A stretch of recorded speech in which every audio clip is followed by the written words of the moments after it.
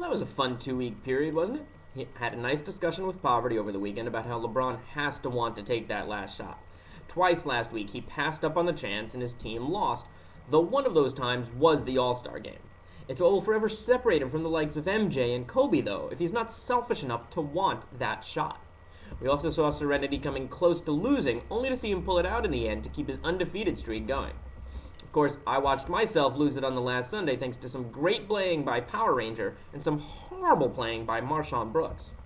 Tacos took the big win with a 7-2 win over Hoopers. He got that 7th category thanks to 5 blocks on Sunday to Hoopers' 3 and won that category 48-47. Mockingbird had a nice 6-3 win over Poverty, but he also outplayed him by 8 games thanks to some unfortunate injuries to Nene and Joe Johnson, who played 0 and 2 games respectively of the 6 games they were supposed to play. Serenity was able to hold on for a 5-4 win over Yellow Jackets despite shooting a league-worst adjusted field goal percentage of 46%. Santa was also able to pull out a 5-4 win over Awesomeness 2.0 thanks to having 6 more games on the week, though he almost won it 6-3 if Awesome had lost 2 more turnovers on Sunday. Lastly, Power Ranger pulled off a big upset with a 5-4 win over myself, thanks to grabbing 51 rebounds on Sunday, with 17 from Quartet and 13 from Stoudemire. With it being a 2-week period, there are no trophies to be handed out, so we'll jump right into the power rankings. Well, after mounting a big 7-2 win and stealing the top spot in points from Serenity, Tacos takes first place with a score of 33 and is now only half a game behind Serenity, even though he has more wins. This is where his 5 trophies helped him out the most, but will it help him beat Serenity in the finals? Not falling far behind, though, is Serenity in second with a score of 34, who definitely had a bad 2-week period and gained 5 points overall in power rankings. Mockingbird is still number 3 with a score of 54 after dropping 1 point. I'm still 4th, though I gained 4 points to a score of 61. Poverty is still 5th, even after gaining 5 points to a score of 64.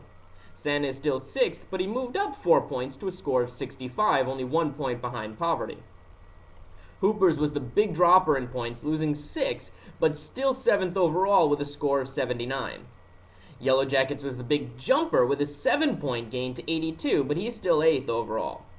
Power Rangers also gained 6 points, but loses his tie with Yellow Jackets for score, and now has 83 and is still in 9th. Lastly is Awesomeness 2.0, who gained 1 point to a score of 89. The top 4 teams in the standings and power rankings meet up this week, leading to possible playoff previews. Numbers 1 and 3, 2 and 3 in the standings, clash this week with Tacos and Mockingbird going head-to-head. Will this matchup push Tacos back down to second in power rankings? Serenity takes on myself, and even with 48 transactions, my revolving door clearly isn't working well, and I don't know if I'll be able to upset Serenity, but I hope to at least take a few categories away from him and possibly keep him in second in the power rankings. Numbers 5 and 6 meet up as Poverty takes on Santa, who's currently only 1 point behind in the power rankings. Power Ranger and Yellow Jacket will look to capitalize on each other to try and gain some ground on Santa for a last-minute playoff push. And lastly, Hoopers, who is only 4.5 games behind Santa, takes on the bottom of the pile Awesomeness 2.0. Well, there you have it, gentlemen. The All-Star break is over, Serenity is no longer the top dog in power rankings, and Tacos is making a push for the number 1 seed.